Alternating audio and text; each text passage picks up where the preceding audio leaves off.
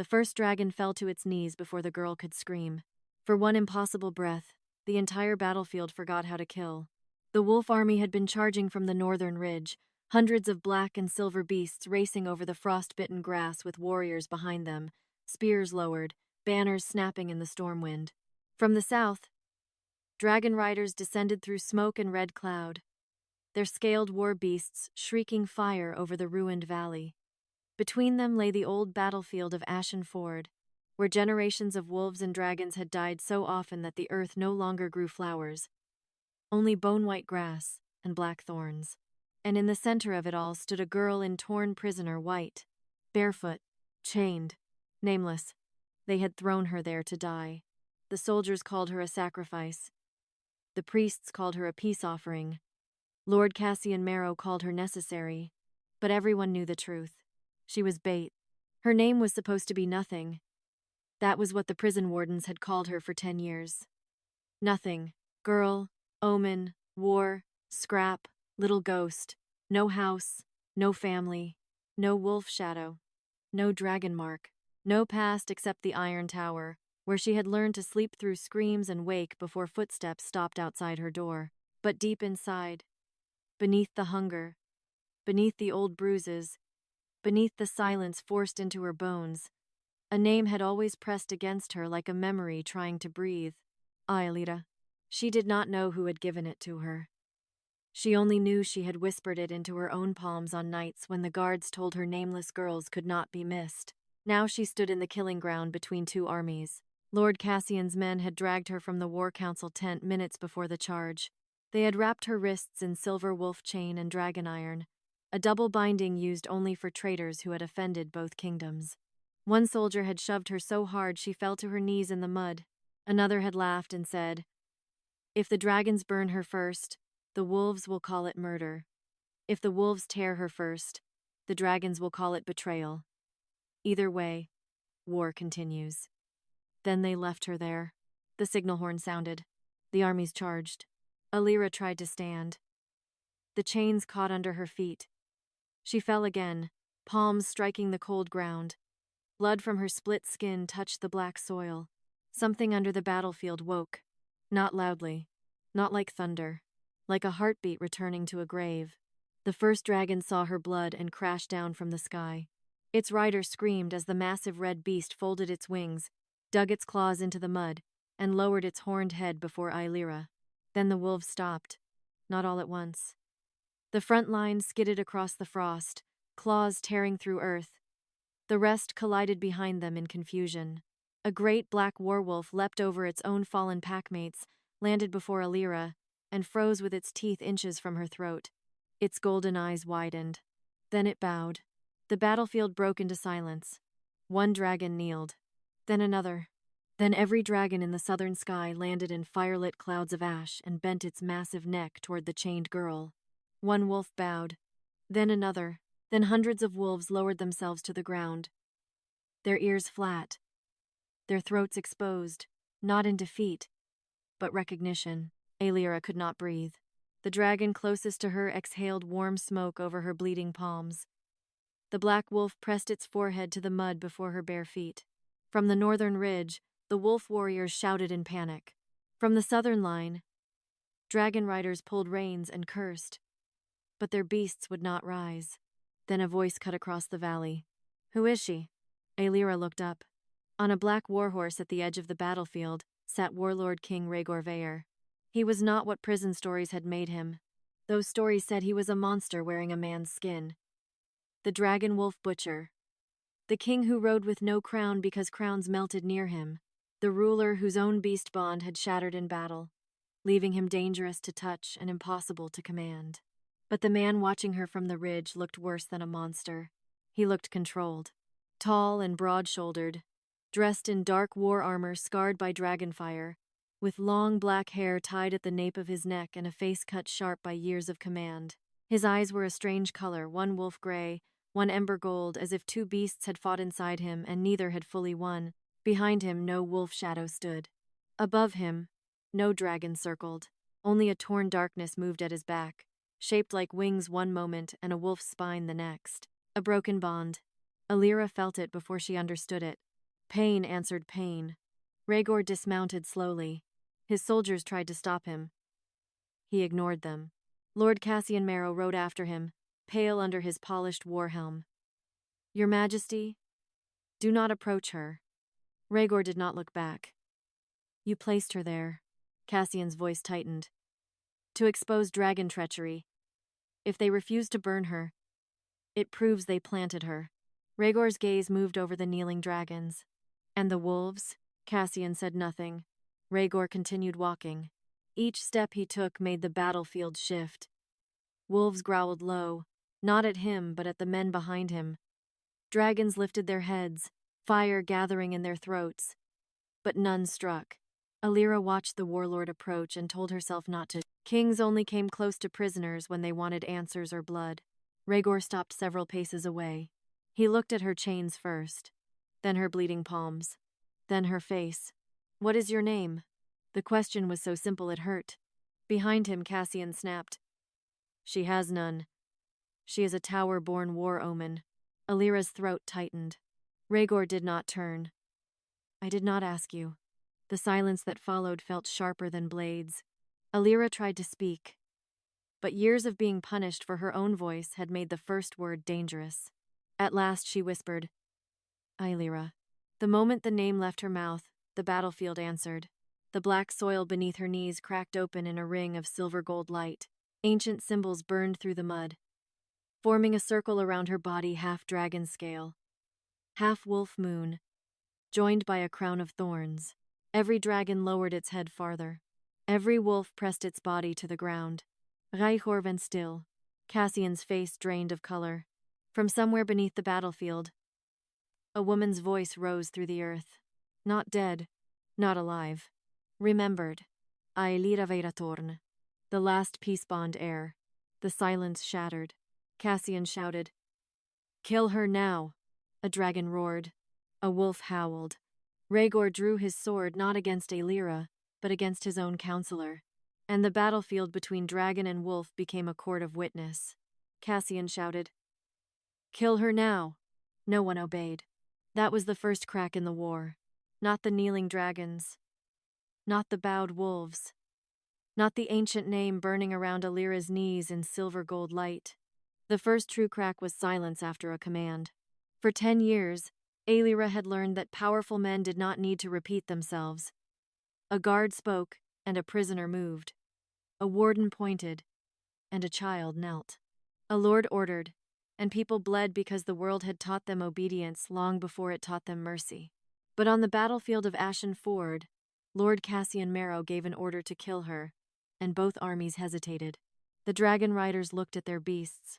The wolf warriors looked at the wolves. The beasts did not look away from Aelira. Rhaegor Veyr's sword remained lifted toward Cassian, its dark blade catching the stormlight. The Warlord King's face had not changed much. It was still hard, still controlled, still carved from the kind of discipline that made men lower their voices in his presence. But his mismatched eyes had gone colder. You brought her here to die, Rhaegor said. Cassian's jaw tightened. I brought her here to expose treachery. You placed a chained girl between 2 charging armies. To reveal what she is. Aelira's breath caught. Rhaegor's gaze shifted to her only for a moment. And what is she? Cassian's eyes flicked toward the glowing circle beneath her knees. For the first time, fear cut through his polished certainty. A bloodline that should not exist. The words moved over the battlefield like poison. A bloodline. Not omen. Not nothing. Not tower scrap. Aelira looked down at the symbols burning around her. Dragon scale, wolf moon, thorn crown. They meant nothing to her and yet hurt like memory. Her blood had known them before her mind did. The red dragon nearest her lowered its head until one golden eye faced her. Little piece. The words entered her chest without sound. Aelira flinched. The black wolf at her feet growled softly not at her, but at the chain around her wrists. Rhaegor saw the movement. His voice lowered. Those are double bindings. Cassian smiled again, but his lips were pale. For safety. For whom? Cassian did not answer. Rhaegor took one step toward Aelira. The dragons lifted their heads. The wolves tensed. Even kneeling, the battlefield seemed ready to explode. if the wrong hand reached for the wrong chain. Rhaegor stopped. He understood faster than she expected. He did not come closer. Aelira, he said. Her name on his tongue was dangerous. Not because it was cruel, but because it felt like being pulled from water after years of drowning. She did not trust that feeling. What? She asked. A few wolf warriors looked shocked that a chained prisoner had answered a king without title. Rhaegor did not seem offended. Do you want the chains removed? Aelira stared at him. No one had ever asked whether she wanted a chain removed. They locked. They dragged. They tightened. They cut skin. And called it prison order. Her first instinct was suspicion. What will you do if I say yes? Rhaegor's mouth tightened, almost as if the question cut him somewhere private. Remove them. And if I say no? Then they stay until you choose otherwise. Cassian barked. This is absurd. She is a war omen, not a noble guest. Rhaegor's sword did not waver. She is the reason your command failed. Cassian's eyes hardened. Because the beasts recognize infection. At that, the black wolf beside Aelira rose. It did not attack. It simply turned its head toward Cassian and showed its teeth. The red dragon exhaled smoke. Aelira looked at her wrists. The double binding had been designed to insult both nations. Silver wolf chain wrapped with dragon iron, each metal biting the other. Each meant to make her body a crime before both armies. Blood slid beneath the links where they had rubbed her skin raw. Yes, she whispered. Rhaegor did not move. He looked past her to the nearest dragon, then to the wolf. Will you allow it? Aelira felt the strangeness of that moment settled deep inside her. A warlord king asking beasts for permission before touching a prisoner's chains. A dragon and a wolf judging him together. The red dragon withdrew its head slightly. The black wolf stepped aside. Only then did Rhaegor approach. Up close, he seemed even more dangerous. Not because he was larger than other men, though he was, but because every movement was restrained. Nothing wasted. Nothing careless. A man who had taught himself to become a weapon because something inside him might become worse if he did not. The broken shadow behind him flickered again. Wing. Claw. Wolf. Spine. Smoke. Aelira looked at it despite herself. Pain moved through Rhaegor's face before he hit it. You see it, he said quietly. She nodded. What does it look like? The question surprised her. He sounded as if he had asked healers, priests, witches, enemies, and mirrors, and none had given him the truth. Aelira swallowed. Like something that was two beasts before someone split it. Rhaegor went still. Cassian shouted, Do not listen to her. Rhaegor knelt before Aelira. The battlefield shifted again. A warlord king kneeling in front of a chained nameless girl while two armies watched. He reached for the binding. The moment his fingers touched the dragon iron, blue fire snapped across his hand. He did not pull away. The silver wolf chain answered by biting into Aelira's wrists. She clenched her teeth hard enough to taste blood. Rhaegor saw the pain and stopped. Tell me where it hurts. The question nearly broke her more than the chain. Aelira hated that. Hated that basic care could feel like a trap because cruelty had been more reliable. My wrists, she said. But the chain is listening to your touch. Rhaegor looked at the metals. It punishes you when I pull. Yes, he glanced toward the dragon and wolf. Then I should not pull. Cassian snapped. You waste time while both armies watch weakness. Rhaegor's head turned slightly. His voice was soft. If you speak again before I finish, I will make you answer from your knees. Cassian fell silent. Aelira looked at Rhaegor's hands. Instead of pulling, he placed his palm beneath the chain and waited. What are you doing? She asked. Letting it decide. I am not forcing it. You think chains decide? I think everything built from living pain remembers pressure. The words entered her strangely. The dragon iron cooled. The silver wolf chain loosened by one link. The black wolf lowered its head and pressed its nose to the chain. The red dragon exhaled warm smoke over Rhaegor's hand. The binding cracked. Aelira gasped as the first cuff fell into the mud. The second followed. Her wrists were free. The silver-gold circle beneath her flared. From beneath the battlefield, the woman's remembered voice spoke again. Daughter of the last treaty. Blood of scale and moon. Witness of the war, no beast began. The soldiers stirred. Aelira pressed her freed hands to her chest. I do not understand. Cassian's voice came low and urgent. Of course you do not. That is why you must be contained. Rhaegor rose between them. Aelira's eyes moved to the two armies. The dragons were still kneeling. The wolves remained low. But the riders and warriors were not united with their beasts. Fear spread through human ranks faster than fire. Men who had charged to kill now looked at Aelira as if she were a blade pointed at history. A dragon rider from the southern line shouted, If she is treaty blood, she belongs to the dragon throne. A wolf commander answered, Peace. Bond blood belongs to the wolf crown. The dragons snarled. The wolves rose slightly. Aelira's stomach dropped. The beasts had stopped war. The men were preparing to restart it over who could own her. Rhaegar saw it too. His broken shadow flared behind him, and a pulse of pain passed over his face. For a breath, the winged shape tore wider, and something inside him growled like a beast trapped behind ribs. Cassian smiled. There was the real trap. If both armies claimed her, the battle would begin again not because they wanted her dead, but because they wanted her possessed. Aelira stepped away from Rhaegor. The movement cost her. Her legs shook. Her wrists bled. The battlefield tilted around her, but she lifted her voice. I belong to neither throne. The soldiers fell silent. Rhaegor looked at her sharply. The glowing circle beneath her feet widened. I was thrown here to die, she said. Not claimed. Not protected. Not crowned. Used. If my blood means anything, then it begins with this. No one speaks ownership over me while my blood is still in the mud. The black wolf howled. The red dragon raised its head and answered with fireless roar. Then every dragon and every wolf turned toward their riders and warriors. Naruto style. Waiting. The armies understood. The beasts would not fight until the girl in the center chose what truth came next. Cassian's face twisted. You foolish child. Peace has no army. Aelira looked at him. Then why are you so afraid of it? Before he could answer, the ground beneath the battlefield cracked open. Not under Aelira. Under Cassian. A buried stone rose from the mud between the armies, black and silver, carved with an ancient treaty seal split down the middle.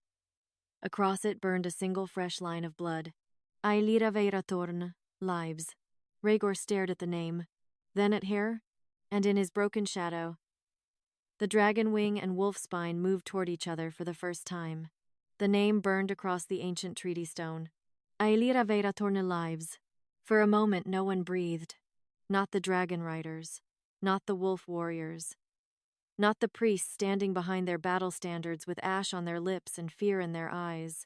Even the dragons and wolves remained still, as if the battlefield itself had become a temple, and any careless sound might break something older than war. Aelira stared at the name until the letters blurred. Veyrathorne. It meant nothing to her mind. It meant everything to her blood. The moment she saw it, pain opened behind her ribs, not sharp, not like a wound, but deep and spreading, like a door inside her had been sealed for years. And now something on the other side was pressing both hands against it. The red dragon closest to her lowered its head again. The black wolf beside her breathed against her torn skirt. Rhaegor Veyr stood a few paces away, sword still in hand, his broken dragon wolf shadow moving behind him in restless fragments. He was staring at the treaty stone, but Aelira knew he had seen the last name before anyone else truly understood it. Veyrathorne. Not simply royal. Treaty blood. A bloodline that belonged to the first peace between dragon and wolf. Lord Cassian Marrow looked at the stone as if it had betrayed him personally. Then he moved. Not toward Aelira. Toward the treaty stone. He drew a black dagger from inside his war cloak and lunged to carve through the name before it finished burning. Rhaegor's sword struck his blade aside. The sound cracked across the battlefield. Cassian staggered back, eyes blazing. That stone is a war relic. It carries false memory. Rhaegor stepped between him and the stone. Then why are you afraid of it speaking? Cassian's mouth tightened. Aelira looked at the treaty seal. The circle was split down the middle. Dragon scale on one side, wolf moon on the other, but where her blood had fallen, a third mark glowed faintly between them. A thorned crown wrapped around an egg and a sleeping wolf cub. She reached toward it. Rhaegor turned sharply. Wait. The word struck the air. The wolves growled. Rhaegor stopped himself. Aelira looked at him. He lowered his voice. I do not know what it will do to you. No one ever knows what things will do to me before they use me, she said. The words landed hard. Rhaegor's jaw tightened, but he did not argue. He stepped back. That mattered more than apology. Aelira placed her trembling fingers on the treaty stone. The battlefield vanished. She stood in another valley, green and alive, long before Ashen Ford became a grave. Dragons rested on cliffs under a silver moon. Wolves moved through tall grass without chains. Between them stood a woman wearing a crown of white thorns and black scale. Her hair was dark, her eyes silver gold, and in her arms she held a newborn wrapped in a cloth embroidered with both dragon wings and wolf teeth. Beside her stood a man with one wolf-gray eye and one ember gold eye. Not Rhaegor, but close enough that Aelira's breath caught. The woman turned as if she had heard Aelira enter the memory. Daughter of the treaty, she said without sound. They did not erase you because you were weak.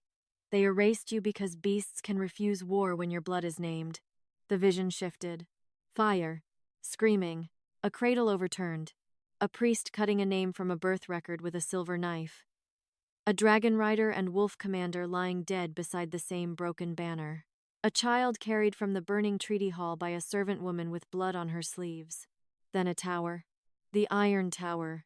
Aelira saw herself as a child, smaller than memory, standing behind bars while a woman's hand pressed through the gap and touched her cheek. Keep one name, the woman whispered. Even if they steal the rest. Aelira. The vision shattered. She fell back into the battlefield with a gasp. Rhaegor caught one step toward her and stopped again, fists clenched at his sides. Aelira swayed but remained standing. Cassian's face had gone very still. You knew, she whispered. The battlefield waited. Aelira looked at him fully now. You knew I had a name. Cassian's expression did not break. I knew your bloodline was dangerous. You put me in the tower. I kept you alive. The words were so familiar she almost laughed. Cruel men always loved saying that after building the cage. No, she said. You kept me available. The treaty stone flared. The dragons hissed. The wolves bared their teeth. Cassian lifted his chin. You think peace bond blood makes you holy? Your line ended because it weakened both thrones. Dragon riders hesitated to burn wolf villages. Wolves refused to tear dragon hatchlings. Soldiers questioned orders. The treaty made beasts disloyal. Rhaegor's voice dropped. Disloyal to whom? Cassian looked at him sharply. Aelira answered for him. To men who needed war. The words moved through both armies. Not like magic. Like something everyone had known and spent generations refusing to say. A dragon rider lowered her lance. A wolf warrior looked at the beast beside him as if seeing not a weapon, but a companion who had been forced into hate. Priests whispered behind their banners. Commanders tightened hands around sword hilts. Cassian saw control slipping, so he changed weapons. Ask your Warlord King, he called to Aelira, voice ringing across the valley. Ask him why his bond is broken. Ask him what happened the last time dragon and wolf blood joined inside one body. Rhaegor went still. Aelira turned toward him. His broken shadow shuddered behind him. Wing and wolf spine pulling apart again as if the question had cut through the fragile movement between them. Cassian smiled. There it is, he said. The great secret. Rhaegor Veyr carries the same split beast that destroyed the northern citadel. A dragon. Wolf bond too unstable to live. He hides it because if either army sees what he truly is, they will kill him before prophecy finishes the work. Aelira looked at Rhaegor's shadow. Pain. Rage. Wings. Fur. Fire. Moonlight. Two beasts forced to live as enemies inside one soul. Rhaegor did not deny it. Cassian spread his arms. And now the last peace bond heir stands before the one ruler whose blood proves peace becomes monstrosity. You are not an end to war, girl. You are its final weapon. The armies stirred. Fear returned. Aelira felt it spreading through humans first. Then beasts. Not obedience. Not yet. But uncertainty. The dragons lifted their heads. The wolves rose from their kneeling positions. One wrong word could make the battlefield explode. Rhaegor stepped away from Aelira. The movement hurt before she understood why. He was not rejecting her. He was afraid of what his nearness might do. My bond broke at the northern citadel, he said, voice low but carrying. Dragonfire and wolf, moon tore through my body. Men died. Cassian smiled wider. Rhaegor continued. Because the council tried to split the beast in me and bind each half to a different throne. Cassian's smile vanished. Rhaegor turned slowly toward him. You left that part out. The treaty stone pulsed. Aelira felt it asking. Not demanding. Asking. She looked at Rhaegor. May I see it? His eyes locked on hers. Every army watched. You do not know what you are asking. No, she said. I do. I am asking. Something in his face shifted. A man feared for being too dangerous, asked before being touched. He lowered his sword and gave one sharp nod. Aelira stepped close enough to feel the heat coming from his broken shadow. The black wolf at her side growled softly, but did not stop her. The red dragon lowered its head behind her, smoke curling like a veil. She lifted her hand, not to his body, to the shadow behind him. The moment her fingers touched the torn place between wing and spine, Rhaegor's knees hit the mud. The battlefield shouted. His broken beast erupted behind him. Half dragon, half wolf, enormous and wounded, bound with invisible council chains wrapped through its throat, chest, and wings. It did not attack. It did not roar. It looked at Aelira and lowered its head. Cassian whispered, Impossible. Aelira's palm burned silver gold. The beast's chains became visible to every soldier, every rider, every wolf, every dragon. Not natural madness. Not curse. A binding. Rhaegor gasped, one hand pressed into the mud, fighting not to collapse. Aelira looked over her shoulder at both armies. This is what they call a monster, she said, voice shaking but clear. A wounded bond they chained and blamed for screaming.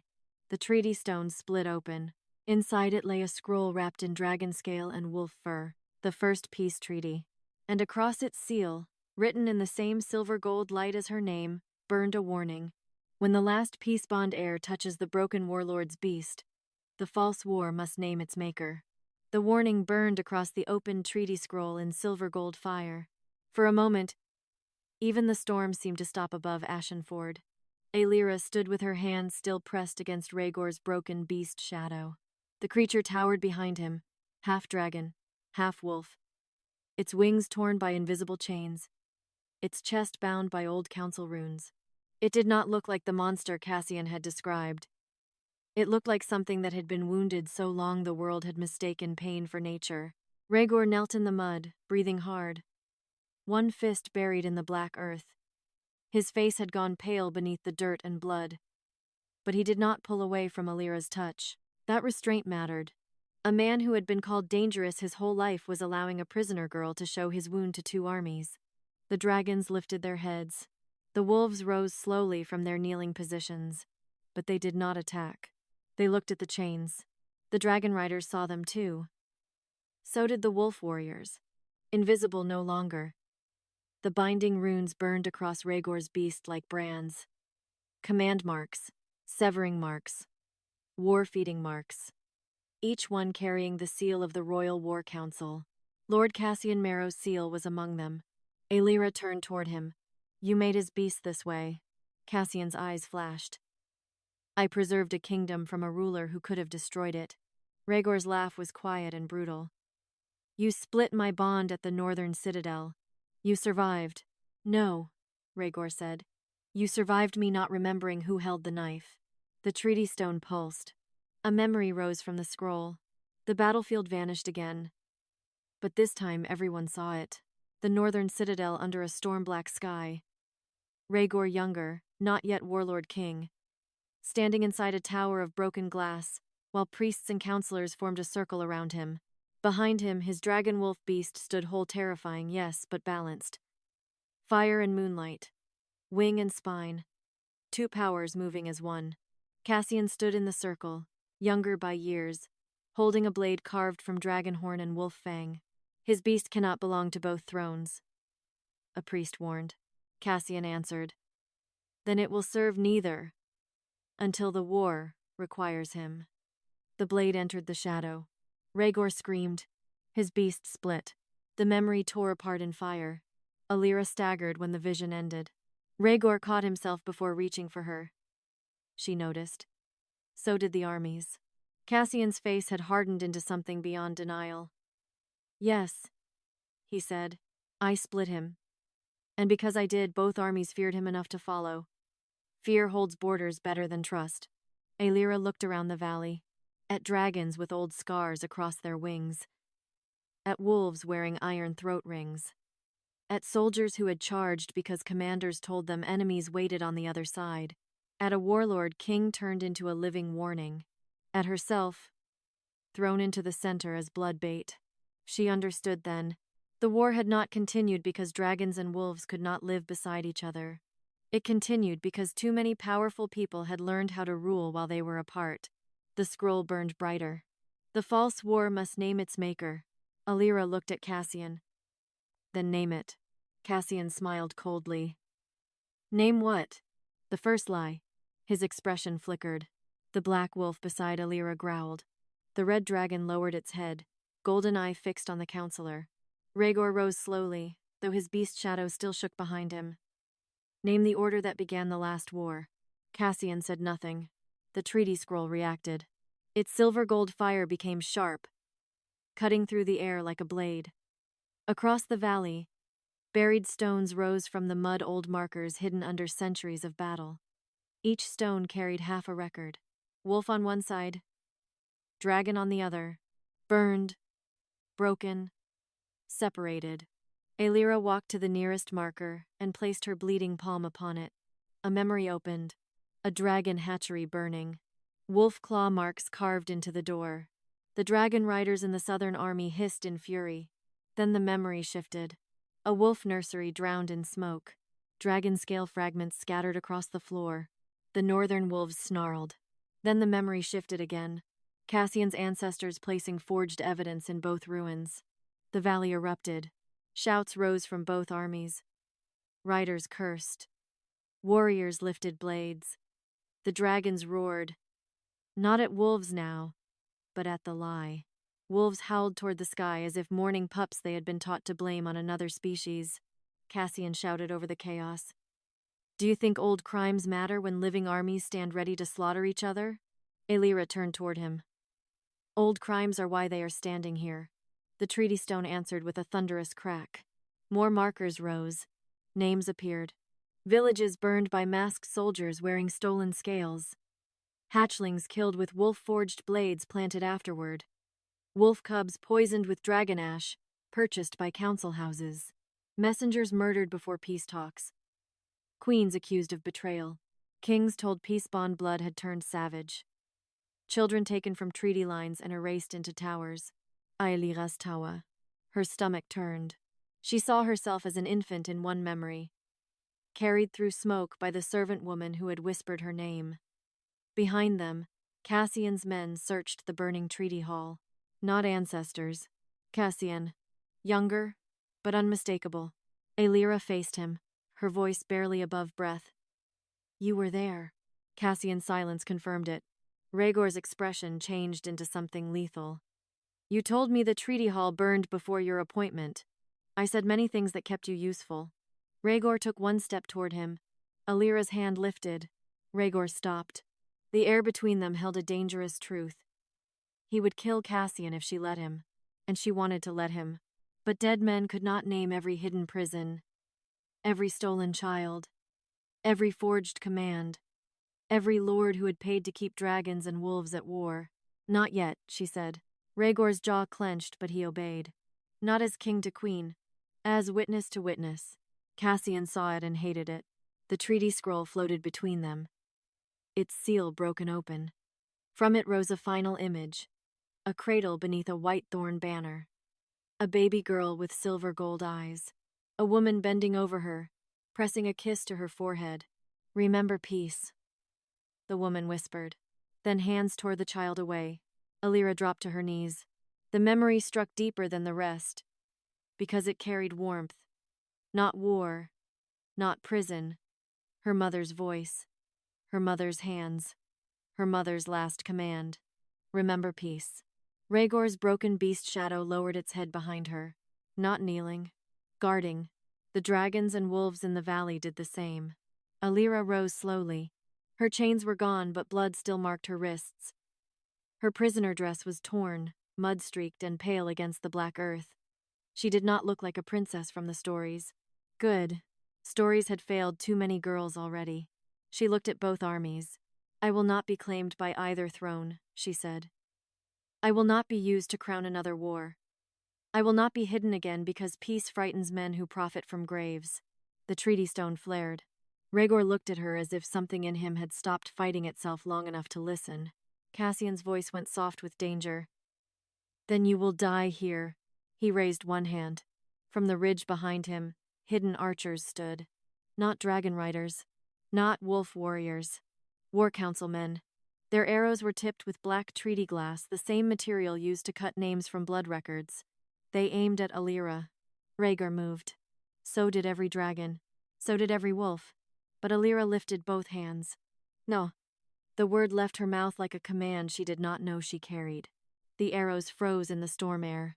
Silver gold light spread from her palms into the battlefield stones, into the kneeling beasts, into Rhaegor's broken shadow. For the first time, his dragon wing and wolf spine touched without tearing apart. Aelira looked at the suspended arrows, then at Cassian. You wanted both armies to fight over me, she said. Now they will witness you instead. The arrows turned not toward Cassian's body, toward his shadow. They struck the ground around him in a perfect circle. Black glass shattered, and every lie tied to Lord Cassian marrow began to bleed into the mud. Not blood. Memory. It poured from his shadow in black streams. Spreading across the battlefield stones, Aelira had awakened. Each stream opened into a vision, and each vision showed another hidden hand behind the war. A wolf envoy riding under a white truce banner, cut down in a ravine by men wearing dragon-scale armor they had stolen from a battlefield. A dragon hatchling found dead beside a wolf fang planted carefully in its nest. A peace priestess strangled before she could carry treaty vows across the river. A border village burned by soldiers who changed banners before dawn.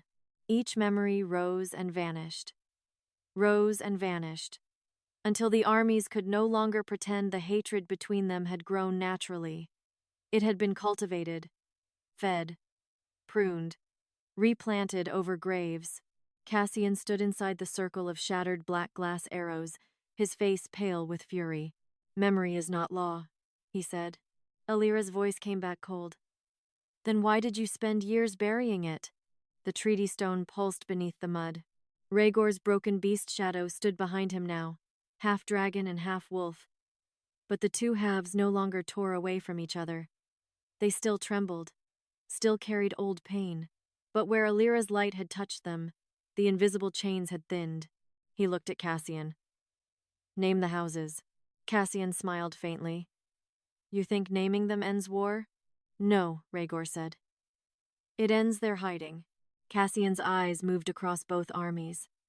Dragon riders, wolf warriors, priests, commanders, beasts, banners, all watching him now. And if I refuse? Aelira stepped closer to the circle. The black wolf beside her moved with her. The red dragon followed low overhead. Wings spread wide enough to cast a burning shadow across the mud. You will refuse before witness, she said. That is also an answer. Cassian's jaw tightened. Then the ground shook again. Not from the treaty stone this time. From the northern ridge. A horn sounded.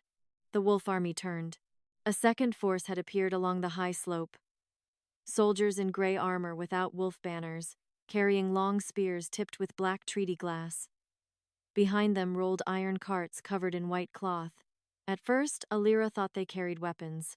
Then one of the cloths slipped. A cage appeared beneath it. Inside was a child. A boy no older than 9, with dragon gold eyes and a faint wolf shadow curled around his feet. Aelira's breath stopped. More carts creaked into view. More cages. Children. Some with tiny wing shadows. Some with wolf ears half shifted from fear. Some with scales along their wrists. Some curled against one another, too frightened to lift their heads. The battlefield changed. The dragons went still in a way that felt more dangerous than roaring. The wolves lowered their bodies, growling from deep in their chests. Rhaegor's voice was almost soundless. Cassian. Cassian's expression cleared. There was the next trap. You wanted names, he said. There they are. The remaining piece. Bond descendants. Hidden, preserved, and kept from both thrones for the good of the realm. Aelira stared at the cages. The iron around her heart became fire. Preserved? Cassian gestured toward the children as if presenting evidence before a court. Proof that peace, bond blood does not bring peace. It brings claimants. Every one of them can make beasts hesitate. Every one of them can unravel command lines. Every one of them can become a banner. You are not a miracle, Aelira. You are the oldest problem given a pretty face. One of the children gripped the bars of his cage. Please, he whispered. The sound crossed the battlefield. Aelira moved. Rhaegor caught her wrist not to stop her, but instinctively, because the gray soldiers on the ridge had raised their spears. The moment his hand closed around her skin, every dragon and wolf looked at him. Rhaegor released her immediately. I am sorry, he said. Aelira looked at him. For one breath, everything between them stood exposed. His fear of losing control, her hatred of being handled, the dangerous pull of a bond neither of them had asked for, and the war waiting to use it. Then she nodded once. Not forgiveness. Permission to continue. Rhaegor turned to his army. No one fires. A dragon commander shouted. They have treaty children in cages. I see them. Then give the order. Rhaegor's broken beast shadow flared. For a moment, Aelira saw the old warlord in him, the man who could answer horror with violence faster than thought. He wanted to unleash the armies. He wanted to break the ridge open and bury Cassian's men under flame and teeth. But the cages were between the spears. If war moved first, children would die first. Rhaegor looked at Aelira, not asking her to carry the whole war, asking what she saw. Aelira forced herself to breathe.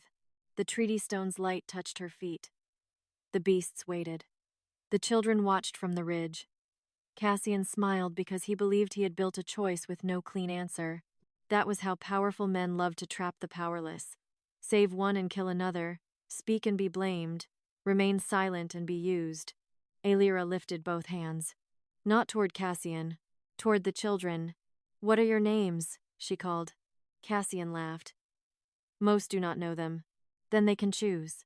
The first cage trembled. The boy with dragon gold eyes stared at her. Aelira's voice softened but carried. A name chosen in fear is still more yours than a number given by a jailer. The boy swallowed. The battlefield waited. Aaron, he whispered. The cage lock cracked. Cassian's smile vanished. Aelira repeated. Aaron. The iron bars split open just enough for the boy to crawl through. The gray soldiers shouted. The wolves surged. Hold! Rhaegor commanded. This time, the command did not feel like ownership. It felt like restraint chosen to protect the opening, not to close it. Another child lifted her head. Nameless. Another lock cracked. Then another. Sada. Then Ilya. Each chosen name struck the ridge like a hammer. Cage locks split. Black treaty glass spear tips dulled. The children began crawling out, one by one, while dragons and wolves remained frozen in impossible discipline, protecting them by not charging. Cassian's face twisted. Enough. He raised his hand toward the gray soldiers. Execute the unclaimed. The gray soldiers turned their spears toward the smallest cages. Aelira's vision narrowed. Rhaegor's beast shadow roared. But before any spear fell, the first red dragon launched from the mud not toward the soldiers, but upward. It spread its wings between the ridge and the sky, casting a wall of heat without flame. At the same time, the black wolf that had first bowed to Aelira raced across the battlefield and planted itself before the children. Then another dragon. Another wolf. Not attacking. Shielding. One by one, dragons and wolves moved from both armies, forming a living wall around the freed children, while riders and warriors sat stunned behind them. Aelira understood then. The beasts did not need her to command peace. They needed humans to stop commanding war. Cassian stumbled back as his soldiers lost their line of sight. Rhaegor walked toward him. This time Aelira did not stop him, but Rhaegor did not strike. He seized Cassian by the front of his armor and forced him to face the living wall of dragons and wolves protecting the children. "Look," Rhaegor said. Cassian turned his head away. Rhaegor slammed him to his knees. "I said look." Cassian looked. His face did not soften, but fear finally entered it. Not fear of death. Fear of a world where beasts chose whom to protect without asking him. The treaty scroll rose higher from the stone, unfolding in the storm air. Its old ink burned away, revealing a hidden clause beneath the first peace pact. No throne may claim the peace bond heir. No army may bind the treaty children. When dragon and wolf kneel by choice, the war council stands dissolved before witness. The words flashed across the valley. The war council soldiers began to step back. Cassian shouted, "Hold your line!" No one moved. Another command unanswered. Aelira looked at Rhaegor. He stood behind Cassian, breathing hard, his broken beast shadow shaking but whole enough now to cast one shape across the mud. A dragon-winged wolf. The same shape had appeared faintly in the treaty stone beneath Aelira's blood. Rhaegor saw her looking. His eyes changed. Not soft, not safe, but no longer alone. Then the sky darkened. Not from storm, from wings. A new dragon descended over Ashen Ford, larger than any beast on the field. White-scaled, blind in one eye, carrying a rider in silver armor. The dragon landed between the armies with a force that split the mud. The rider removed her helm. An older woman with white hair and a scar across her mouth looked directly at Aelira. "My princess," she said, voice breaking. "Your mother sent me to find you before the war council burned the treaty hall." Aelira could not move. The woman knelt. "I am General Aelira Veyrathorne," she said. "Last guardian of the peace line," Cassian whispered. "Impossible." General Aelira looked at him with hatred sharpened by years. "You should have checked the bodies before you wrote us dead." Then she turned back to Aelira. "Your mother lives." For 10 years, Aelira had trained herself not to want those words. A mother was too dangerous for a prisoner to imagine. A mother meant someone should have come. Someone should have known. Someone should have broken the iron tower open and called her by her name before hunger and silence taught her to stop waiting. So when General Aelira Veyrathorne knelt in the mud of Ashen Ford and spoke the impossible, Aelira did not believe her at first. She only stared. The battlefield remained frozen around them. Dragons crouched with folded wings. Wolves standing in a living wall around the freed treaty children. Soldiers holding their weapons without knowing who the enemy was anymore. Lord Cassian Marrow knelt in the mud beneath Rhaegor's blade. But even there, even surrounded by exposed lies, he smiled. That smile made Aelira colder than the storm. "She is in the Thorn Vault," Thessa said, voice rough with urgency, "beneath the ruined treaty hall. Your mother kept the first peace seal alive with her own blood after Cassian burned the hall. If she dies, the last true witness of the treaty dies with her." Aelira's throat tightened. "Queen Elowyn, my queen," Thessa whispered. "Your mother." Rhaegor looked down at Cassian. "Where's the vault entrance?" Cassian's smile widened. "You are late." Aelira stepped toward him. "What did you do?" "I did what war requires," Cassian said. "If the daughter wakes, the mother must be silenced. If the beasts kneel, the seal must be cut before both armies remember what peace cost us." Rhaegor's sword touched Cassian's throat. A thin line of blood appeared. Aelira raised her hand. "Do not kill him." Rhaegor did not look away from Cassian. "He sent men to your mother, and he knows how to stop them." Cassian's eyes flickered. "There." The first crack. Aelira stepped closer until he had to look at her instead of the Warlord King. "You kept me in a tower for 10 years. You threw me between armies. You caged children and called them evidence. If my mother dies because you stay silent, every dragon and every wolf on this field will hear that silence." The black wolf beside her growled low. Above them, the red dragon opened its jaws, fire glowing behind its teeth.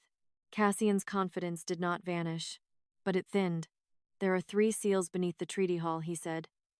"Blood, beast, crown. Break the wrong one first, and the vault collapses. Then you come with us," Aelira said.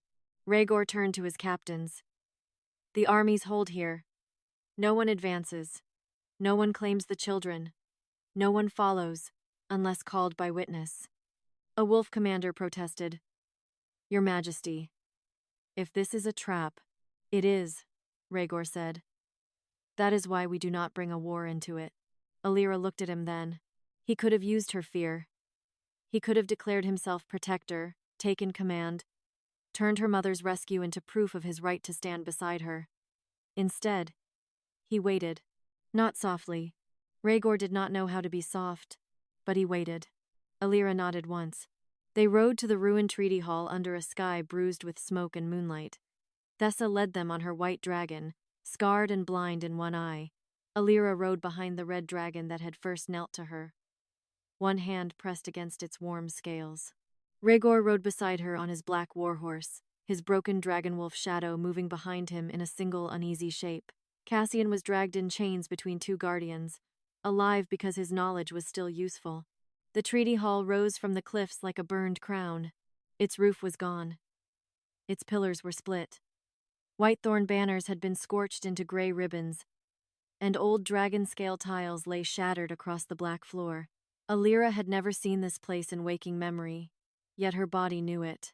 Her breath shortened. Her hands shook. The stones seemed to whisper beneath her feet. Aelira. Not prisoner. Not omen. Aelira. At the center of the ruin, a sealed stairway opened only when her blood touched the stone. Cassian watched her palm bleed against the white thorn mark. For the first time, he looked afraid. The stairway spiraled down into cold darkness. The deeper they went, the louder the sound became. A heartbeat, thin but stubborn, echoing through roots, stone, and old magic. At the bottom lay the thorn vault. It was not a treasure room. It was a wound kept open. White roots grew through black dragonstone walls. Silver wolf moon symbols glowed faintly beneath old ash. At the center of the chamber, suspended inside a crown of thorn and scale, hung Queen Aelira Veyrathorne. Aelira stopped breathing. Her mother's dark hair fell around a face made thin by years of pain. Her wrists were bound with living roots. A silver gold mark burned over her heart. And from that mark, 3 chains stretched into the walls. One to a dragon skull, one to a wolf crown, and one to a black war standard. 3 of Cassian's soldiers stood around her, cutting through the chains with treaty glass blades. The queen lifted her head. Her silver gold eyes found Aelira. Everything else vanished. Not the war. Not the prophecy. Not Rhaegor. Not Cassian. Only the impossible truth remained.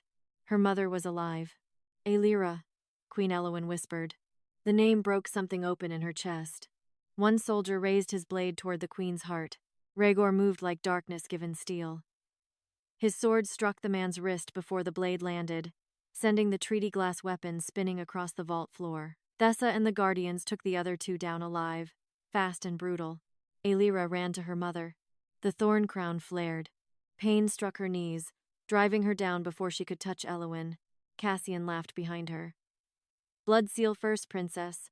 You cannot reach her while the war standard still drinks from her heart. Aelira turned toward the black banner chained into the wall. It pulsed with red light. Rhaegor's beast shadow snarled. That banner feeds the battlefield, he said. Cassian's voice went cold. Yes. Every charge. Every revenge oath. Every dragon raid. Every wolf counterattack. Your war has been drinking from her for 10 years. The vault fell silent. Aelira looked at her mother's bound body. At the mark over her heart. At the banner that had turned one woman's blood into 10 years of slaughter. Elwyn's voice came faintly. Do not break it in rage. Aelira's eyes burned. They used you. Yes. They used all of us. Yes. Aelira stood slowly. Rhaegor stepped beside her, not touching, not commanding. Tell me what you choose. That was the right question. Aelira looked at the banner. I choose to stop feeding war. Cassian's expression sharpened. If the war standard breaks, both armies will feel the truth at once. They will panic. They will turn on each other. They are not ready. Aelira looked at him. No, you are not ready. She placed both hands on the black war standard. The vault screamed, not with a voice, with memories. Dragon hatcheries burning under false wolf banners. Wolf nurseries poisoned with forged dragon ash. Peace messengers murdered and dressed as traitors. Children taken from treaty families. Rhaegor's beast split. Aelira stolen from her cradle. Elowen chained beneath the hall, her blood forced to keep both sides angry enough to obey. The memories shot upward through the ruin, through the cliffs, through Ashen Ford. Across both armies, every dragon saw, every wolf saw, every soldier saw what had been done in their names. The war standard cracked. Cassian shouted, "Stop her!" No one moved. Rhaegor lifted his sword toward Cassian, but his eyes remained on Aelira. The black banner split from top to bottom. Red light died. For the first time in 10 years, the battlefield above went silent without command. One chain fell from Elowen's heart. The queen gasped. Aelira stumbled forward, but the thorn crown still held. Elowen lifted trembling eyes to her daughter. Blood seal next. Aelira reached for her mother. This time, the thorns opened. Mother and daughter touched hands for the first time in 10 years. The thorn vault filled with silver gold light, and in that light Cassian Marrow's final secret appeared on the wall. He had not burned the treaty hall to continue the war. He had burned it because peacebond blood could choose the next ruler of both armies, and Aelira was the last living heir who could refuse every throne. The words burned across the thorn vault wall in silver gold fire. For a moment, no one moved. Not Rhaegor, not Thessa, not the wounded queen hanging inside the crown of white roots. Even Cassian Marrow went silent, because the secret he had buried under 10 years of war had finally spoken where everyone could see it. Aelira stared at the words until they blurred. Refuse every throne. All her life, she had been called nothing, because nothing was easier to own. Now the truth had given her a name, a mother, a bloodline, and another danger. If she could refuse every throne, then every throne would fear her. Wolf kings, dragon queens, war councils, priests, commanders, every ruler who needed soldiers to obey more than beasts to choose. Rhaegor's voice came low beside her. That is why he kept you nameless. Cassian gave a thin smile. No, that is why I kept her alive. Dead, she becomes a martyr. Alive and nameless, she becomes harmless. Aelira turned toward him. For 10 years, she had imagined the face of the person who had stolen her life. She had imagined a monster, a butcher, a cruel beast with blood on his hands. Cassian was worse. He was calm. He truly believed the cage had been wisdom. Queen Elowen's fingers tightened around Aelira's hand. Do not answer him with rage. Aelira looked back at her mother. The queen was barely standing, still held by 2 remaining chains, one tied to a dragon skull, one to a wolf crown. Her face was thin, her lips pale, but her eyes were steady. She had survived 10 years as the living seal beneath a false war. Aelira swallowed. How do I free you? Elowen looked at the 2 remaining chains. Not by breaking them. By making each side release what it stole. Rhaegor stepped forward. Tell us. Elowen's gaze moved to him, and sorrow crossed her face. The dragon skull holds the first lie told to dragonkind, that wolves slaughtered their hatchlings. The wolf crown holds the first lie told to wolfkind, that dragons burned their cubs. Both lies were fed from my blood. Both must be witnessed at the same time, or the armies above will only choose the wound they prefer. Cassian laughed softly. And who will make them witness it? The prisoner girl? The broken warlord? A dying queen? Aelira did not look at him. She placed one hand on the dragon skull. Heat struck her palm. She placed the other hand on the wolf crown. Cold tore through her wrist. Her body nearly split between them. Rhaegor moved, then stopped before touching her. Aelira. She clenched her teeth. Do not stop me. I was not going to. His voice was rough. I am asking if you choose it. The question steadied her more than his hands could have. Aelira closed her eyes. I choose witness. The thorn vault opened. Not physically. In memory. Above Ashen Ford, both armies saw the same vision at once. They saw the first dragon nursery, not burned by wolves, but by masked council soldiers carrying stolen wolf claws. They saw the first wolf den, not destroyed by dragons, but poisoned by men using dragon ash bought from traders. They saw Cassian's ancestors trading proof between both sides. They saw peace envoys murdered, treaty children stolen, and war songs written from forged grief. Then they saw the final image. A baby girl wrapped in white thorn cloth, a mother hiding her name in a kiss, a council blade cutting that name from every record. Aelira. The vision ended. Silence fell over the battlefield above. No horns, no roars, no war cries, only the sound of dragons breathing and wolves shifting in the mud. In the vault, the dragon's skull cracked, the wolf crown split. Both chains fell from Queen Elowen's heart. Aelira collapsed forward. Rhaegor caught her only after she reached for him. His arms closed around her carefully, as if even his relief needed permission. His broken dragon-wolf shadow rose behind him, no longer tearing itself apart. The dragon wing and wolf spine had fused into one wounded shape. Queen Elowen fell to her knees, free for the first time in 10 years. "Mother," Aelira whispered. Elowen reached for her daughter's face with shaking hands. "My child." The words were small. They were enough to nearly undo her. Cassian stepped backward. Thessa's sword flashed up. "Do not move." Cassian looked toward the stairway. "You think the war ends because they saw a memory? Soldiers do not stop needing enemies. Thrones do not stop needing borders. Peace bond blood will become a prize before sunset." Rhaegor released Aelira slowly as she steadied herself. Then he turned to Cassian. "You are right about one thing." Cassian's eyes sharpened. Rhaegor lifted his sword. "Peace does not survive if it becomes another throne." The blade came down not on Cassian. On the black war crown hanging from his own belt, the crown split in two. A shock moved through the vault and up into the battlefield. Every oath tied to Rhaegor's war command broke open. Soldiers staggered.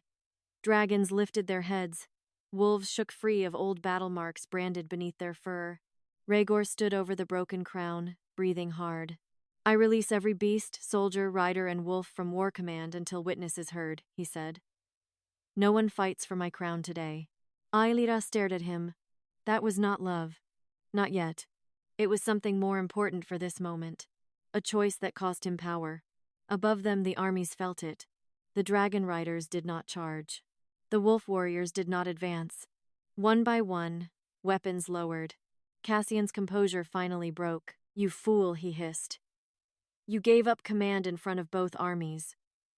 Rhaegor looked at him. "No. I gave them back the choice you stole." The thorn vault shook. The treaty scroll rose from Aelira's blood and wrapped itself in light around the broken war crown, sealing the moment into witness. Cassian tried to turn away, but Thessa forced him to face it. Queen Elowen stood slowly with Aelira's help. She looked older than a rescued queen should have looked. Too thin, too wounded, too human. But when she lifted her head, the vault answered her. "Cassian Marrow," she said, "you will not die tonight." His face tightened. "You will name every house that paid for war, every priest who forged grief, every commander who hid treaty children, every throne that profited from our blood." Cassian's mouth twisted. "And if I refuse?" Aelira stepped beside her mother. "Then your silence becomes record too." The silver gold light surrounded him. Cassian's shadow struck the wall, and inside it, names began to glow. Not all. Not yet. But enough. Enough to make him useful alive. Enough to make the war afraid of daylight. Above the vault, dragons and wolves waited in silence. Not peace. Not healing. But the first breath after a blade is lowered. Aelira looked at Rhaegor. His mismatched eyes held hers with dangerous restraint. "What happens now?" he asked. Aelira looked toward the stairway, where the battlefield waited. "Now," she said, "we make both armies hear the truth from the living." Then she took her mother's hand and walked out of the thorn vault. When Aelira walked out of the thorn vault holding her mother's hand, both armies turned toward her. The ruined treaty hall stood behind them like a burned crown beneath the storm sky. Queen Elowen could barely stand, but she did not let go of her daughter. Rhaegor walked on Aelira's other side, sword lowered, his broken war crown split in two and carried by Thessa as evidence. Cassian Marrow was dragged behind them in chains, his face pale with fury, his shadow still glowing with names he had not yet spoken. The battlefield of Ashen Ford waited below. Dragons lined the southern ridge, wings folded, fire dimmed in their throats. Wolves filled the northern slope, no longer crouched to attack, but not peaceful either. Riders and warriors stood with weapons lowered but hands still near hilts. The treaty children remained inside the living wall of beasts, watching Aelira as if one wrong word could send them back into cages. Aelira stopped at the top of the ridge. For 10 years, she had been told her voice meant nothing. Now 2 armies waited to hear it. The weight almost crushed her. Queen Elowen squeezed her hand. Do not speak as what they want you to be. Speak as what survived. Aelira looked at the battlefield. Then she stepped forward. My name is Aelira Veyrathorne, she said. The treaty stone in the valley answered with silver gold light. I was taken from the treaty hall as a child. I was kept nameless in an iron tower. Today, I was thrown between you so my blood would restart the war. No one moved. Aelira lifted her bleeding wrists. These chains were made from dragon iron and wolf silver. They were meant to make both sides believe I belonged to the enemy. But when the armies charged, dragons refused to burn me. Wolves refused to tear me. Not because I command them, because they remembered a truth humans buried. A low sound moved through the dragons. The wolves answered. Queen Elowen stepped beside her, voice weak but clear. The first dragon hatchery was not destroyed by wolves. The first wolf den was not burned by dragons. The War Council forged both crimes. They murdered messengers, stole children, burned the treaty hall, and fed both kingdoms grief until war became easier than memory. The battlefield shook with whispers. Cassian laughed bitterly from behind them. You think grief vanishes because a queen says so? Aelira turned. No. Grief remains. That is why you used it. His mouth closed. Rhaegor stepped forward next. The soldiers stiffened. Many still feared him. Some hated him. All had obeyed him. He looked across the valley, not hiding the split shadow behind him. His dragon wolf beast stood visible now, wounded but whole enough to be seen. I carried war command because I believed command was the only thing keeping this realm from collapse, he said. Cassian and the council split my beast, bound my power, and used my fear as a weapon. Today I broke my war crown. No soldier, rider, wolf, or dragon fights under my command until witness is complete. A wolf commander shouted. Then who holds the armies? Rhaegor answered. No one. Panic rippled through both ranks. Aelira felt it. The old terror. If no one commands, everything falls. Then the red dragon that had carried her lowered its head. The black wolf who had first knelt at her feet stepped forward. The 2 beasts stood side by side in the mud. Not commanded. Choosing. One by one, more dragons lowered their heads. More wolves stepped beside them. The armies did not become peaceful, but the charge died in their bodies. Aelira looked at the riders and warriors. If you still want war after hearing the truth, then say so before the beasts who refused it. No one answered. Cassian's face tightened. Thessa dragged him forward. Name the houses. Cassian smiled. Make me. Aelira did not move. Rhaegor did. He did not strike Cassian.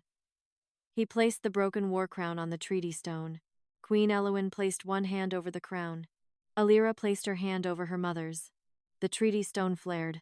Cassian's shadow slammed against the mud behind him, stretched wide by silver-gold fire. Names began to burn inside it. House Marrow, the Ash Priests of the War Chapel, the Southern Flame Court, the Northern Iron Fang Council, border lords who sold children, dragon riders who planted wolf claws in hatcheries, wolf commanders who accepted forged dragon ash. Every name did not appear, but enough did. Enough for both armies to see that the war had not been an accident of hatred. It had been managed. Cassian dropped to his knees, teeth clenched, refusing to scream as the treaty stone pulled witness from his shadow. Aelira looked at him without pity. You do not get death before truth. The first dragon rider removed his helm. A wolf warrior lowered his spear fully to the ground. Then another. Then another. Weapons began falling into the mud. Not all, but enough. The sound spread across Ashen Ford like rain. Queen Elowen swayed. Aelira caught her. For the first time, the queen leaned on her daughter. It should have been a soft moment. Instead, it was raw, painful, unfinished. 10 years had been stolen. A battlefield was not a home. A rescued mother was still wounded. A found daughter was still full of prison silence. But they were standing together. Rhaegor looked at Aelira. The council will try to reclaim the children. Yes, she said. The dragon throne will claim you. Yes. The wolf crown too. Yes. What will you do? Aelira looked down at the treaty children. Aaron, Malus, Sora, Ven, Ilya, and others whose names were newly chosen and still fragile in their mouths. I will not become the banner they fight under, she said. I will become the witness they cannot bury, the treaty stone answered. A new line burned into it. No throne may claim the peace bond heir. No army may bind the treaty children. No beast may be commanded to fight a war born from false witness. The words spread across the valley in silver gold light. Dragons saw. Wolves saw. Humans saw. Cassian lowered his head. Not in surrender. In defeat. Aelira turned toward the armies. This war is not over because I spoke, she said. It ends only when every false grave is opened. Every stolen child is named. Every forged order is read. And every beast is allowed to refuse. The battlefield remained silent. Then the red dragon bowed. The black wolf bowed. And this time, slowly, painfully, the first human soldiers bowed too. Not to a queen.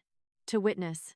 Rhaegor stood beside Aelira, close enough for the wind to pull her torn sleeve against his armor, far enough not to claim her. His voice was low. You did not choose a throne. No. Good. She looked at him. He did not smile, but his eyes had changed. The Warlord King who had once been feared for command had given up command before both armies. Not for love, not for redemption, for truth. That was the first thing about him Aelira allowed herself to trust. Behind them, Queen Eowyn looked at the broken treaty hall. We must reopen the hall, she said. Not as a palace, as a court. Aelira nodded. For dragons, wolves, soldiers, children, and the dead. Rhaegor looked toward Cassian. And for the guilty. Cassian's chains tightened. The storm began to clear over Ashen Ford. No one cheered. No one embraced peace as if war could be washed away in one speech. But no army charged. No dragon burned. No wolf tore.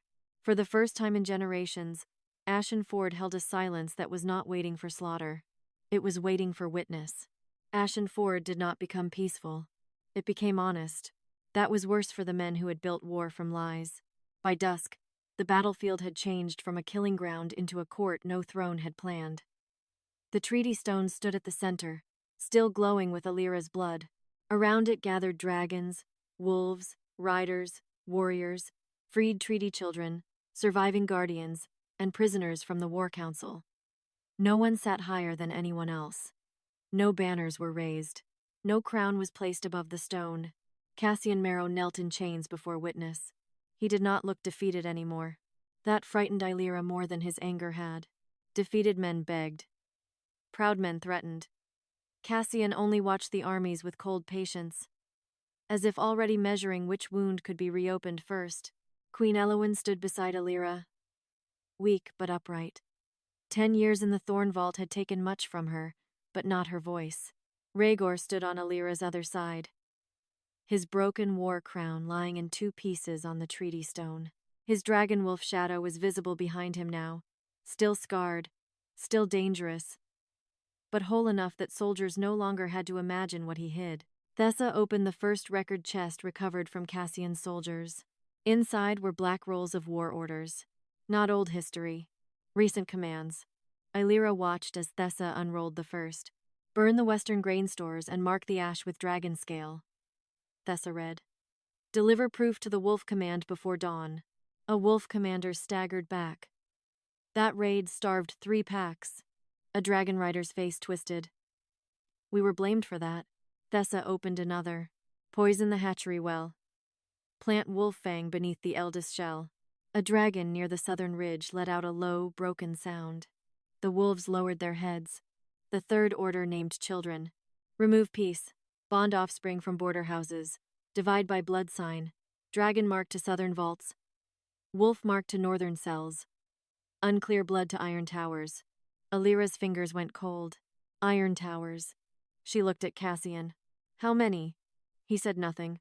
Rhaegor stepped forward, but Aelira stopped him with a look. Not because Cassian did not deserve fear, because fear was exactly the language he understood best. Aelira crouched before him. How many children? Cassian smiled faintly. Enough that both thrones would destroy each other to possess them. Queen Elowen's voice sharpened. Names. Cassian looked at her. You kept one seal alive for 10 years and think that makes you strong enough to reopen all of them? Elowen's face paled, but she did not look away. No. My daughter does. Something ugly moved through Cassian's eyes. There it was. Not fear of queens. Fear of daughters who survived. The treaty stone flared. Cassian's shadow stretched across the mud, and more names began burning inside it. Not all. He fought everyone. But the stone pulled truth through him like thread through a wound. Eren. Maelis. Sora. Ven. Iya. More followed. Tamzin. Ora. Kale. Riven. Mira. Thorna. Elun. Valia. The freed children began to whisper, as some recognized names they had heard in cages, in sleep, in punishment lines, in forgotten lullabies. Aelira stood. Every child named here is under witness, she said. No throne claims them. No army moves them. No priest marks them. No house hides them. A dragon lord from the southern ranks stepped forward. Some of those children carry dragon inheritance. They should be returned to dragon protection. A wolf elder answered sharply. And some carry wolf blood. They should come north. The old argument rose immediately. There it was again. Claim disguised as care. Aelira turned toward both of them.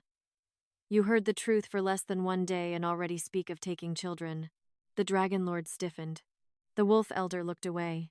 Rhaegor's voice cut through the tension. No child leaves Ashenford tonight except by their own choice and under witness. The dragon lord looked at him. You broke your war crown. By what authority do you speak? Rhaegor did not reach for power. He looked toward the beasts. The red dragon beside Aelira lifted its head. The black wolf stepped forward. Then the other dragons and wolves formed a circle around the treaty children. Rhaegor answered. By the authority they just refused to give you. Silence fell. Aelira felt something shift. Not peace. A boundary. The first real one. Cassian laughed softly. Beautiful. You have made beasts into judges, and children into sacred burdens. How long before hunger returns? How long before borders need guarding? How long before one frightened village sees a treaty child glow in the dark and calls for a blade? Aelira turned back to him. That is why you stay alive. His smile faded. You will name the prisons, she said. The towers. The vaults. The border cells. The priests. The buyers. The commanders. You will not become a corpse they can blame. You will become a roadmap. Cassian's face hardened. And if I refuse? Queen Elowen stepped forward. Her hand shook as she placed it on the treaty stone. If he refuses, she said, his shadow continues speaking. The stone answered. Cassian's shadow twisted violently, and a map burned into the mud. 3 iron towers, 2 dragon vaults, 1 wolf shrine, a buried nursery beneath the old river fort. Aelira's breath caught. The map was incomplete, but it was enough. Enough for rescue parties. Enough to stop pretending the war was only battlefield and throne. Thessa began assigning witness groups immediately. 1 dragon, 1 wolf, 1 human scribe, 1 freed guardian, 1 neutral rider for each location. No army, no raid, no secret custody. Rhaegor looked at Aelira. I will ride to the river fort. No, she said. He stopped. The armies still fear you. If you ride first, they will call it conquest. He accepted that without argument. Then where do I stand? Aelira looked at the broken crown. Here. In front of everyone. Without it.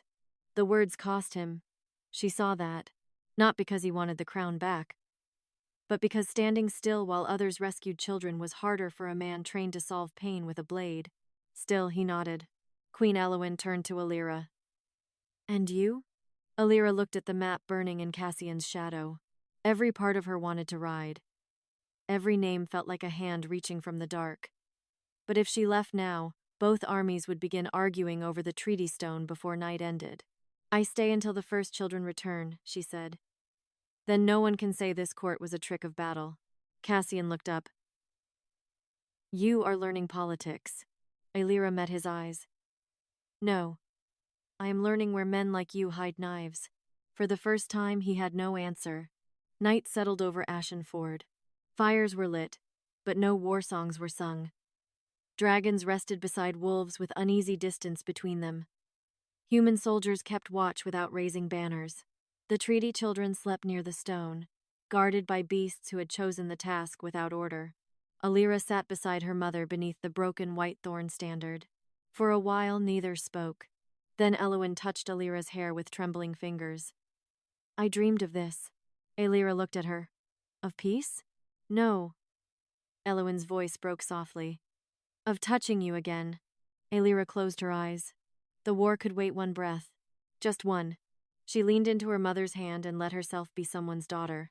Across the firelight, Rhaegor watched only once before looking away, giving the moment privacy even on an open battlefield. That, too, Aelira noticed.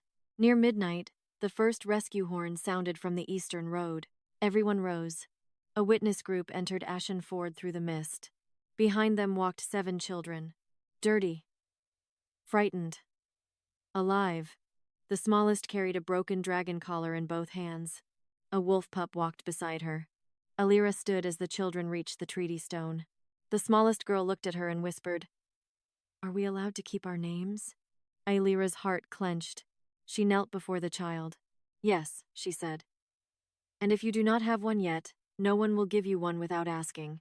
The girl began to cry. Not loudly. Not dramatically. Like a child finally permitted to be tired. The treaty stone glowed brighter. Cassian lowered his head. The first prison had opened. The war had lost its first hidden room. And before dawn, the second rescue horn sounded. Then the third. Then the fourth. Each horn brought another piece of the hidden war into daylight. From the river fort came 12 children, some carrying wolf marks burned into their wrists, some with faint dragon scales along their throats. From the northern tower came 3 old women who had once served as treaty witnesses before Cassian's men locked them away and called them mad. From the southern vault came a box of stolen names, birth tokens, torn blood records, cradle cloths, and small carved figures of dragons and wolves that had belonged to children taken before they could remember their families. Ashen Ford watched it all. No one cheered. No one should have. Aelira stood beside the treaty stone as each group arrived. She did not touch the children unless they reached for her first. She did not let the dragon lords claim them. She did not let the wolf elders count them like lost property returned to a house. Every name was spoken by the child, if the child knew it. If they did not, the record was left open. Queen Elwyn sat nearby, wrapped in a dark cloak. Too weak to stand for long, but strong enough to witness every name. Rhaegor remained before the armies without his crown. That mattered. All night, men tried to bring him command. Captains asked where to place soldiers. Riders asked whether dragons should patrol. Wolf commanders asked if the northern packs should withdraw. Each time, Rhaegor gave the same answer. Not under war command. Ask before witness. Some hated him for it. Some respected him. Most did not know what to do with a king who refused to become useful in the old way. Near sunrise, Cassian finally broke. Not fully. Men like him did not become honest because truth had wounded them. But exhaustion and witness stripped away his silence piece by piece. With his shadow pinned against the treaty stone, he named the final war council chamber hidden beneath the old crown road. He named the priests who forged grief rites. He named the noble houses that bought treaty children to strengthen bloodlines. He named commanders from both armies who had agreed to continue the war because peace would make their power unnecessary. By the time he stopped speaking, both armies had gone silent in a different way. Not confused. Ashamed. Aelira looked at the names burning across the treaty stone. This is not finished, she said. Queen Elwyn nodded. No true ending begins with only one confession. Rhaegor stepped forward. Then we make the court permanent. The dragon lords stiffened. The wolf elders did too. Rhaegor looked at them. Not a throne court. Not mine. Not hers. A witness court. Dragon, wolf, human, and treaty. Born. Every rescue. Every record. Every accusation. Public. A wolf elder's voice turned sharp. And who leads it? Aelira answered before anyone could look at her too long. No one alone. The treaty stone glowed. She continued, My blood will not become another crown. My mother's suffering will not become another throne. The children will not be turned into symbols so armies can feel clean. If this court stands, it stands because everyone harmed by the war can speak without being owned. The red dragon bowed its head. The black wolf beside it did the same. Slowly, others followed. Beasts first. Humans after. Rhaegor turned toward Aelira, and for the first time since the battlefield, his expression was not only controlled, it was tired. Stripped down. Human beneath the warlord. You could take both armies, he said quietly. They would follow you after this. Aelira looked across Ashen Ford. The dragons, the wolves, the children, the ruined banners, the broken cages, the mother she had only just found. I know. And you refuse. Yes. Something like admiration moved through his mismatched eyes. Good, he said. Aelira almost smiled, but the feeling hurt too much. Queen Elowyn rose with Thessa's help. The battlefield quieted as the former Peace Queen stepped to the treaty stone. Her hand trembled when she placed it on the glowing surface. By the blood that held the treaty alive, Elowyn said, I reopen Ashen Ford as witness ground. No dragon may burn here. No wolf may tear here.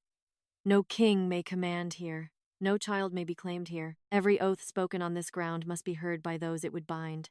The treaty stone accepted her words. Silver gold light spread through the valley. Not as a weapon, not as a miracle cure, but as a boundary. The war did not vanish, but the battlefield changed its purpose. Aelira felt it under her feet. The place where she had been thrown to die had become the place where the war would have to answer. Cassian was taken away in ordinary chains, guarded by one dragon rider, one wolf sentinel, and one treaty witness. He would live. He would name. He would not become a martyr wrapped in noble lies.